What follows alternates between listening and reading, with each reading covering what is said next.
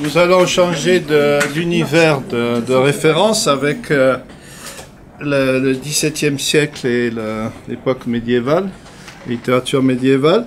Je vais donner la parole d'abord à Madeleine G, notre collègue de l'université McMaster. Vous connaissez sans doute...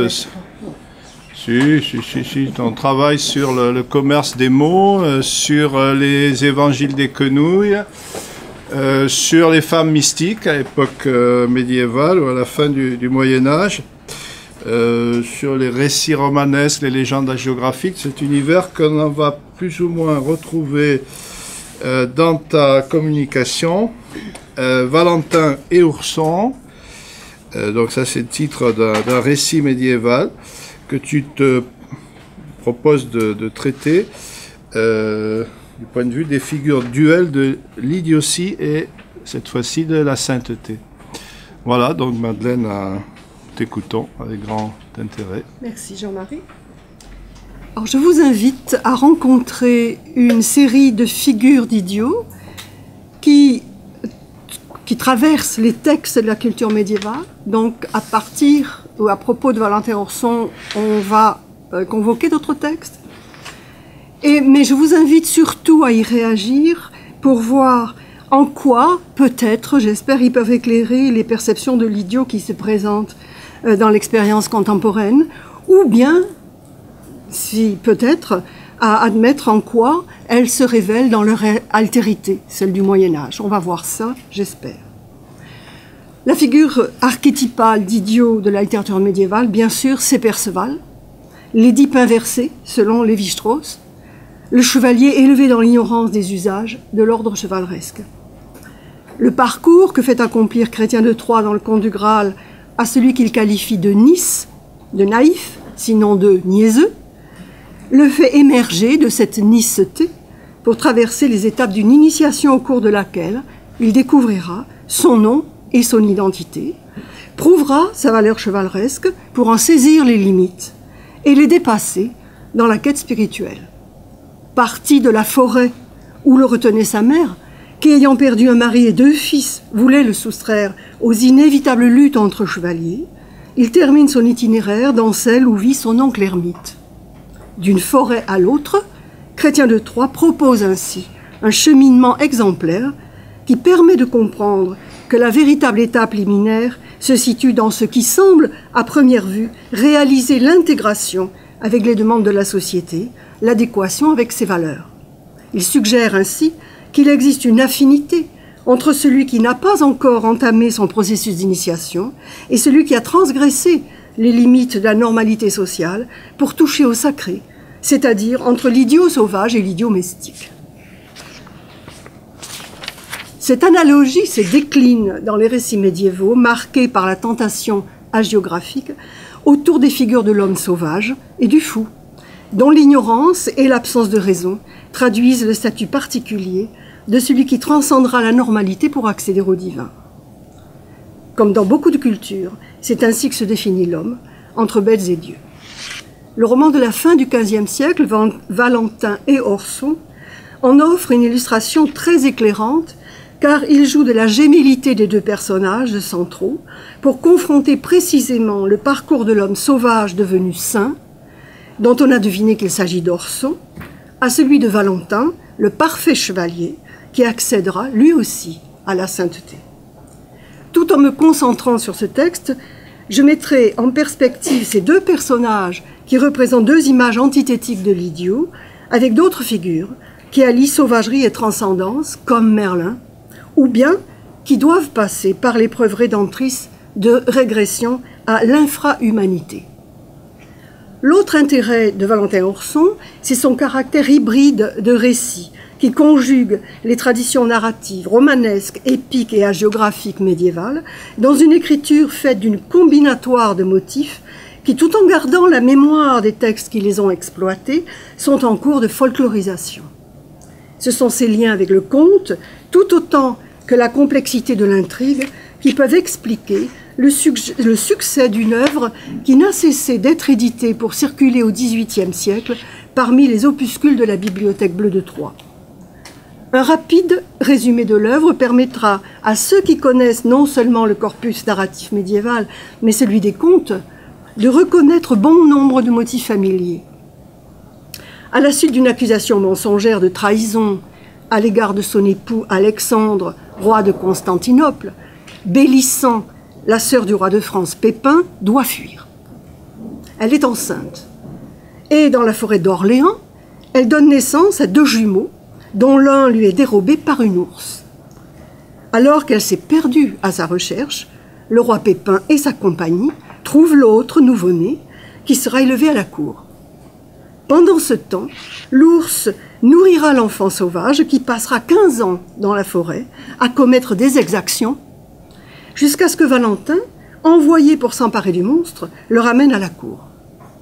Commencera alors un processus d'apprivoisement et d'humanisation qui culminera avec la révélation aux 2 frères de leur identité, de leur lignage en fait, et de leur origine royale. Leurs parcours se sépareront alors et le récit s'attachera surtout aux aventures de Valentin, motivé par le double objectif de lutter contre les Sarrasins, la mémoire épique, et de retrouver à la fois son père et la femme aimée. Il semblera se perdre dans des entreprises plutôt erratiques. Elles le conduiront à affronter son père sans le savoir et à le tuer. Parricide qui justifiera une pénitence exemplaire, vivre en mendiant sous l'escalier de la maison paternelle, effectivement pénitence qui le conduira à la sainteté. C'est Orson qui succédera à son père, assurera le pouvoir et la descendance. À la mort de son épouse, il finira ses jours dans la forêt en saint ermite. La façon dont le texte présente Orson correspond dans ses détails à la représentation de l'homme sauvage. L'ours destinait le nouveau-né enlevé à la nourriture de ses enfants, mais voyant que les oursons ne lui faisaient aucun mal, elle s'attache à lui et le nourrit pendant 1 année. C'est, dit le texte, pour cause de la nutrition de l'ours que l'enfant fut tant velu ainsi comme une bête sauvage. Pelage avouait ainsi comme un ours, et il me niville de bête sauvage sans nul drap vêtir et sans parole dire. Aux 3 attributs caractéristiques de l'animalité, que sont la pilosité, la nudité et l'absence de langage, s'ajoute la brutalité de son comportement, puisque n'ayant peur de rien, il ne cesse d'attaquer hommes et femmes. Lorsqu'il doit faire face à Valentin, chargé par le roi de s'emparer de lui, on comprend bien évidemment que seul son frère était destiné à le soumettre. Orson se bat avec une branche d'arbre, arme associée comme ses variantes, la massue ou le pieu, à la figure du sauvage. Mais le texte est explicite sur cela, la grâce divine agit, comme elle l'avait fait lorsque les oursons l'avaient épargné. Il est fasciné par le cheval et l'armure du chevalier. À l'issue d'une bataille sans vainqueur, il s'agenouille devant Valentin et se laisse apprivoiser. Le premier acte du processus d'intégration à la communauté humaine sera le baptême. Il lui faut cependant parcourir les étapes d'une socialisation accomplie qui s'achèvera avec la capacité de parler. Ce parcours donne lieu à des scènes burlesques, destinées certes à amuser le lecteur par ses témoignages d'idiotie, mais également à situer ces épisodes dans un intertexte de motifs associés à certaines figures comiques, comme celle du stupide géant Renoir des chansons de geste. Orson dévore un chapon qui retire la broche sans savoir s'il est cuit, boit de l'eau dans un seau comme le ferait un cheval, il s'obstine à dormir non dans un lit mais par terre, et son attitude devant les dames donne lieu à des sous-entendus grivois. Son apprentissage devra donc passer par l'acquisition des codes vestimentaires, alimentaires, sexuels et langagiers. Celui-ci étant, donc, je l'ai dit, le dernier que maîtrisera Orson. La figure majeure de la littérature médiévale qu'évoque Orson ne serait-ce que par une façon similaire de s'appuyer sur des représentations archétypales pour les christianiser, est Merlin.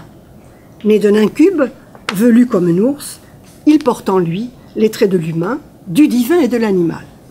Son alter ego, son double mythique, Blaise, le chroniqueur des faits et gestes des héros arthuriens, vit dans la forêt, où Merlin le rejoint périodiquement.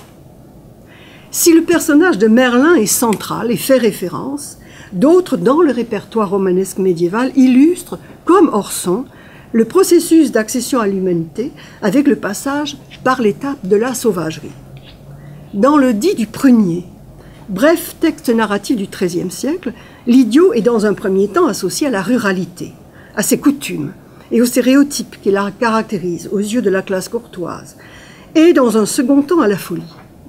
Le héros, un chevalier en principe, Jean, est le type du niais, chez qui la passion de la chevalerie est en sommeil. Il passe son temps à fréquenter les veillées villageoises, à dévider les fusées des fileresses avec les besselettes, c'est-à-dire les jeunes filles à marier. Le portrait qui est fait de lui lorsqu'on le présente à la dame qui s'est donné pour tâche de l'éduquer rassemble les traits utilisés dans les récits pour la description des paysans. On insiste sur le désordre de sa chevelure, la saleté de ses vêtements et de ses souliers crottés, sur ses ongles, si longs qu'ils pourraient servir de lampe à huile, sur sa façon de manger goulûment, en saisissant la nourriture de ses deux mains, pour conclure « moult ressemblouettes sauvages bêtes ».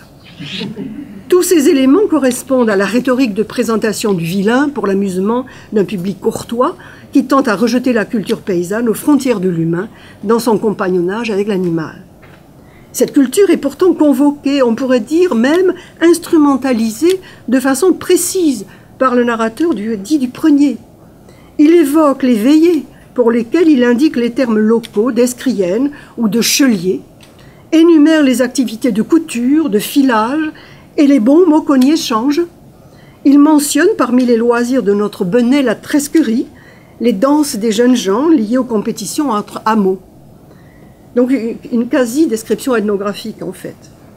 Une fois dégrossi et devenu un véritable chevalier, Jean espère obtenir l'amour de la dame qui les conduit et provoque ainsi sa chute dans la folie, sens et raison en perdit. Il s'égare dans une forêt obscure, déchire ses vêtements qu'il jette à la mer, se nourrit des fruits qu'il cueille et s'abrite dans un vieil arbre creux. Il vit ainsi pendant 7 ans, devenu aussi velu que l'ours. La dame, de retour de pèlerinage, se fourvoie dans la forêt et entend chanter un lait que Jean avait composé pour elle au temps de sa chevalerie. Alors que les écuyers s'approchent de lui, il se protège d'une branche d'arbre. Ils sont convaincus qu'il s'agit d'un ours. Le traite d'homme sauvage, pourtant, révélatrice confusion entre le plantigrade ursin et l'humain. Dès qu'il voit la dame, il s'agenouille devant elle, à la façon d'un fin amant, mais elle ne le reconnaît pas. La scène de reconnaissance est une citation presque littérale d'un passage du Chevalier au Lion de Chrétien de Troyes, roman qui présente en 2 personnages distincts les figures du paysan animalisé et du fou. Le premier est un bouvier, un gardien de taureaux, dont l'apparence bestiale et les vêtements de peau de bête portent à se demander s'il sait parler et s'il est bien un homme. Question formulée dans des termes identiques ou presque dans les 2 textes. Donc voici comment la dame s'adresse à ce personnage qu'elle ne reconnaît pas encore.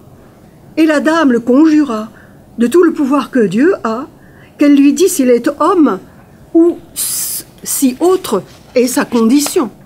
Et il répondit humblement, « Homme suis-je, dame, vraiment ?» Or, le passage de Chrétien de Troyes est le suivant. Le chevalier qui rencontre ce bouvier lui dit « Toutefois, je m'enhardis tant que je lui dis « Va, or me dis si tu es bonne chose ou non, bonne créature en fait, ou non. » Et il me dit « Je suis un homme. »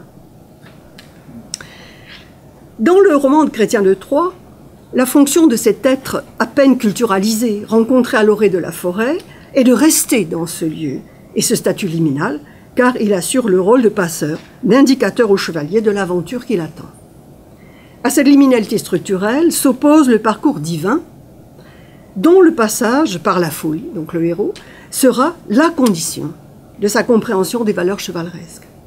Il devient littéralement fou lorsqu'il prend conscience qu'il a perdu l'amour de l'Odine à la suite du non-respect de la promesse qu'il lui avait faite d'être de retour au bout d'1 an de son périple d'aventure chevaleresque avec son ami Gauvin.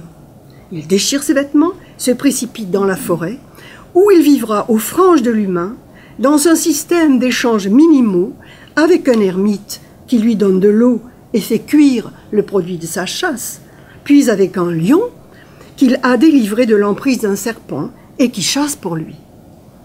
Comme Jacques Le Goff et Pierre Vidal-Naquet l'ont montré dans un célèbre article sur ce texte, la question de la domestication du sauvage et de l'apprentissage des règles de la sociabilité courtoise est au centre de l'œuvre.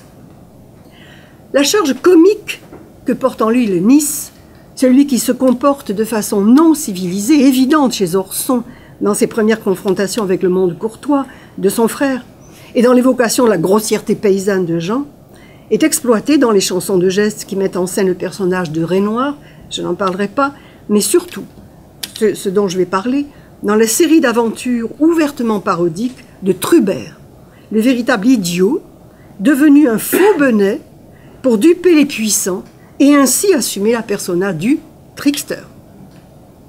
Dans le fabliau du même nom, Trubert est présenté d'emblée en référence parodique au Perceval de Chrétien. Comme lui, il est élevé dans la forêt avec sa sœur par une mère veuve, tous deux non sachant et Nice. On a pu le rapprocher de la série d'épisodes qui composent les séries des contes du cycle de Jean Le Saux, ou bien le cycle aussi du vendeur niais, hein, les Arne Topson 1696 et 1538. En effet, partis au marché vendre leur génisse pour acheter des vêtements à sa sœur, ce Nice est fou, la vend pour la moitié du prix et achète une chèvre bien trop chère. Passant devant un crucifix placé devant la boutique d'un peintre, il croit qu'il s'agit d'un véritable homme et demande pour quel crime il a été puni. Puis il fait peindre sa chèvre, ce qui change son parcours, car l'animal ainsi bariolé devient l'objet de la convoitise de la duchesse de Bourgogne, qu'il obtient en échange d'un foutre et 5 sous. Puis, comme elle l'a chassé avec l'animal de peur que sa conduite ne soit révélée à son mari, la chèvre peinte est convoitée par le duc, qui l'achète pour 5 sous et 4 poils du cul. Se succéderont ensuite une série d'épisodes où, sous divers déguisements, Trubert continue à berner le duc et sa famille. Sa sottise ne fera que mettre en relief celle des victimes de ses tours, car ils agissent comme révélateurs de la soumission irréfléchie de ces puissants représentants de la classe courtoise à leurs désirs. Pour eux, la niceté constitutive de cet avatar de l'homme sauvage, par son ignorance, ses vêtements, les détails de son comportement, ses manières de table et de lit, justifie qu'il se perçoive une essence autre, ce que traduit le proverbe mentionné au vers 551, qui à vilain fait bien se perd. Pourtant, le fabliau a permis de dévoiler leur commune soumission aux lois du désir et la réelle idiotie qui en résulte. Par le rire qu'il provoque, il permet du même coup à Trubert, figure d'idiot devenu trickster, d'assurer au plan fantasmatique l'impossible médiation aux yeux de la société entre deux catégories sociales qu'elle voudrait se représenter comme étanches l'une à l'autre. Quittons les médiations sociales fantasmées, où l'idiot se fait trickster, pour les médiations symboliques, qui permettent à l'homme de se définir entre l'animalité et le sacré, et où l'idiotie change de valeur pour devenir signe positif. Nous avons vu comment, chez Chrétien de Troyes, ou dans un récit qui hybride le romanesque et la géographique, comme Valentin Orson, il semble qu'il faille passer par la régression à l'infrahumain pour pouvoir accéder à la dimension spirituelle de l'être. Depuis les plus anciennes vies des pères du désert, que ce soit dans les écrits proprement hagiographiques ou dans les récits qui s'en inspirent, les traits qui caractérisent la figure de l'ermite recoupent ceux qui ont été attribués à l'homme sauvage. Il vit en général dans une grotte, dans l'isolement d'une nature souvent hostile, désert ou forêt. Sa peau devient noire, tannée par les intempéries et les privations, car il ne se nourrit que d'herbes et de racines. Il n'a plus besoin de vêtements puisque son corps se couvre de poils, et il perd l'usage de la parole. Dans les formes extrêmes de dépouillement, l'abandon des marques de la supériorité humaine va jusqu'à une totale immersion dans l'animalité. Les ermites brouteurs vont jusqu'à renoncer à la station debout et se déplacent à 4 pattes, tandis que les stylites s'installent sur une colonne et les dendrites dans les arbres. Il s'agit bien de s'abaisser, de se départir de tout ce qui pourrait justifier l'orgueil humain, Et l'abandon de ce qui le caractérise au plus haut point, la raison, devient une voie de perfectionnement afin d'atteindre la sainteté. Ces formes extrêmes de folie mystique ont imprégné le récit littéraire, notamment à travers la figure de saint Alexis, qui, le soir de ses noces, renonce au monde et part vivre une vie de mendiant dans la ville d'Édesse, puis sous l'escalier de la maison paternelle, où il se nourrit des restes qu'on lui jette. On reconnaît à cet épisode la pénitence que s'est infligée Valentin. Pénitence qui fut imposée aussi à Robert le Diable, et grâce à laquelle ce monstrueux fils du diable put expier ses crimes et mourir en ermite et saint, après avoir refusé de succéder à l'empereur de Rome, qui l'avait aidé à vaincre les Sarrasins. Le héros de ce roman, qui fut comme Valentin Orson au catalogue de la Bibliothèque bleue de Troyes, représente parfaitement le passage par la déshumanisation avec conduite de folie, perte du langage et rabaissement, au point de partager la nourriture des chiens. Il devait ainsi expier sa vie de crimes et d'exactions multiples, à quoi l'avait condamné le pacte conclu avec le diable par sa mère, désespérée de ne pas avoir d'enfant. À travers les épreuves assignées par l'ermite, à qui il s'est confessé de ses crimes, aller par les villes, feindre la folie, se laisser insulter, cesser de parler, manger avec les chiens, ce fils du duc de Normandie n'a jamais quitté les marges de la normalité sociale. Lorsqu'une fois son expiation accomplie, la possibilité lui fut donnée d'épouser la fille de l'empereur de Rome et d'hériter du trône, il renonce au pouvoir pour vivre en ermite dans la forêt. Dans Valentin Orson, c'est Valentin, le chevalier modèle, élevé à la cour, qui accomplira le même type de pénitence à la fin de son parcours, à se nourrir des restes sous l'escalier du palais de son père à Constantinople. Son jumeau et figure antithétique, Orson, hors norme dès le départ, devra passer par un long processus de socialisation et s'y épanouir comme empereur de Grèce avant de confier le trône à son fils aîné à la mort de sa femme et de se faire lui aussi ermite dans la forêt. Il est en définitive celui des deux qui a accompli l'itinéraire typique qu'avait déjà présenté Chrétien de Troyes avec Perceval de Nice, de découverte de soi, de contrôle et de sublimation des instincts. Le point tournant pour Orson est l'accession au langage, qui correspond dans le récit à la révélation de son identité. Il sera dès lors qualifié de subtil.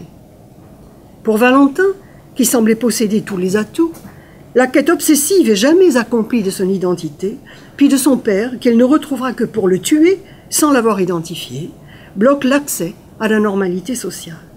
L'élément déterminant, le mariage et la fondation d'un lignage, lui sera refusé.